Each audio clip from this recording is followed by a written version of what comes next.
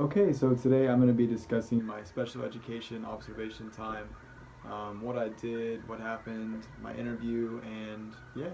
So first off, I'm going to go ahead and start with the approval letter saying that I did complete the 10 hours. Everything's signed there, everything's stated. That's the letter. So that's done. I went to Eisenhower Middle School in Goddard. I had a lot of fun. My mom actually works there, so I had a pretty good connection. I spent 5 hours on Thursday and 5 hours on Friday spending time with the special ed kids and the teachers. It was a really good experience. I really enjoyed it. But without further ado, I'm going to get right into this. So, question number one, how long have you been teaching special needs children? And the teacher that I was spending time with, his name was Mr. Williams, so I'm going to be referring to him as Mr. Williams in this video. He said that he had spent the past 20 years teaching special ed, which is pretty incredible. 20 years is a long time, but he enjoyed it every single year. He told me that he loved his job and he never hated going to work. So it's incredible to hear that. On to number two. What made you choose the teaching profession, and in particular teaching special needs children? Mr. Williams said to get into teaching, he had a friend who was the principal at a middle school, and he didn't really know what he wanted to do, so he asked the principal, "Hey, do you have any openings for any jobs? Anything like, I just want a job." The principal said, "Yeah, I have a job as a para," and he got the job as being a para, and then he was just a temporary para, but he loved it. Like, he found that that was actually where his passion was. So he went from there, and then the principal told him that he could have a job, like the actual full-time job, if he were to become the special ed teacher because they needed one, just because it's hard to find them. So he went to college to be a special ed teacher, and since then that's what he's been doing. So on to question number three. How have your ideas changed towards teaching over the past couple of years of experience? Can you recall your ideas of teaching when you were a teacher in student-teacher education like me? What were they? What are they now? When he was first a student, he said that uh, it was kind of difficult. Like, school was kind of hard for him, but he made it through it. He stayed positive about it all the time. Didn't let himself get down about it. He just went with it. He went with the flow. But his ideas changed whenever he became a teacher. He first started off as just being a teacher that taught all the material, thinking that material was the most important thing. But after years of teaching, he realized that material wasn't the most important thing, and it was relationships instead. He found that building relationships was far more important than teaching a lesson, because it's important to build those relationships so you can figure out how to teach those lessons, because everyone learns different, and if you can't learn someone's learning style because you don't have a relationship with them, then you can't teach them. So that takes me to question number four. How does teaching children with special needs differ from teaching other children? What are some challenges you face in teaching special needs children, and what are some rewards in teaching special needs children? Mr. Williams said that teaching regular ed students is completely the same as teaching special ed students. He said that students are students, teachers are teachers, and your job as a teacher is to teach students regardless of what they're like.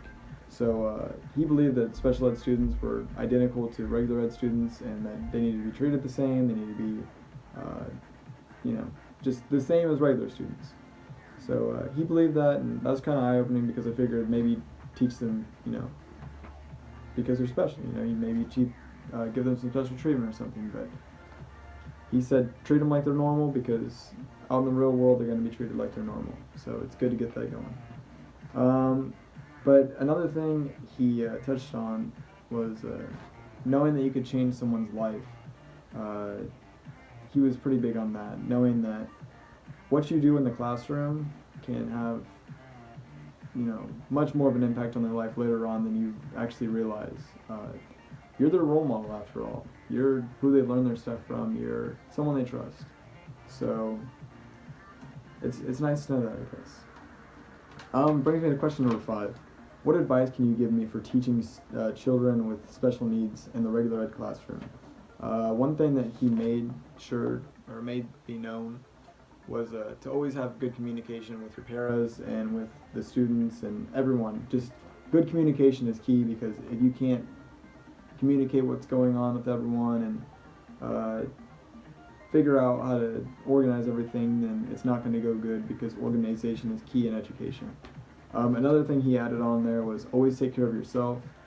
He said that teaching is often overlooked as a job.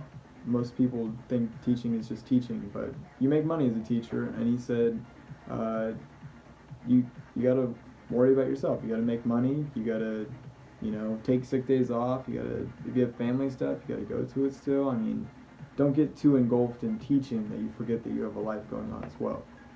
So I thought that was pretty good. I thought that was a pretty good bit of advice there, because even with my job, I sometimes forget that I have a life going on outside of my job.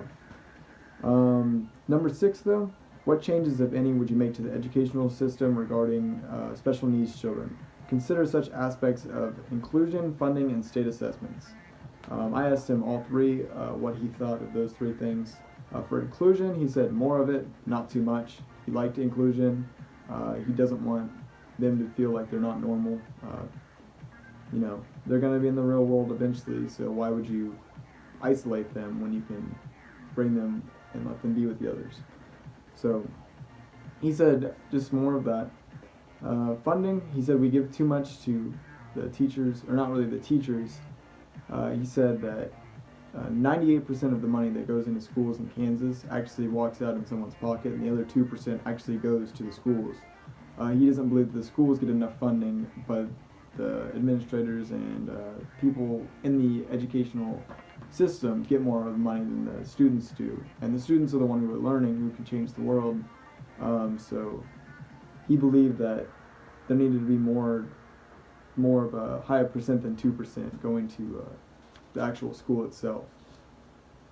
And then assessments, he didn't really say much about that other than he likes the way they are now. So that would be assessments. And that brings me to question number 7. Okay. If you could choose another career field, would you? Please explain in detail. He said no, he would not change his career. He loved being a teacher. He's been doing it for 20 years, and he loved it. He's very passionate about his job. You could tell the way he was talking about it whenever I did this interview with him. And like I said earlier, he loved going there every single day and never regretted it. He did say that if he did something other than special ed, it would be 11th or 12th grade history teacher. He had a really big passion about politics and the news and history, and he said there's something about like 11th, 12th grade kids where they're intelligent, but you can still teach them stuff, and he loves the intelligent conversations and discussions you can have with them. So I thought that was pretty cool, that he wanted to do that, but he stuck with special ed because he just loved it so much. But yeah. And then question number 8, the last question, are there any comments you wish to add to this interview? He just gave me a quote to end on, which is a really good quote that I really like, and I'm glad he told me it because, it kind of made me think about being a student and stuff.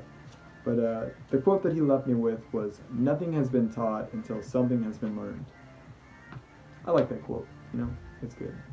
But that was my interview. That was my time spent at Eisenhower Middle School. I had a really good time. Like I said, I spent 2 days there, 5 hours on Thursday, 5 hours on Friday. I made some pretty good relationships with some of the friends. Students. I became friends with some of the students. I had a really good time. I met a lot of good teachers. I learned some new teaching styles. And overall, it was a pretty eye-opening experience for me because I've never actually been in a special ed classroom and firsthand seen what it's like. So, yeah, that was my experience. It was awesome, and thanks for watching.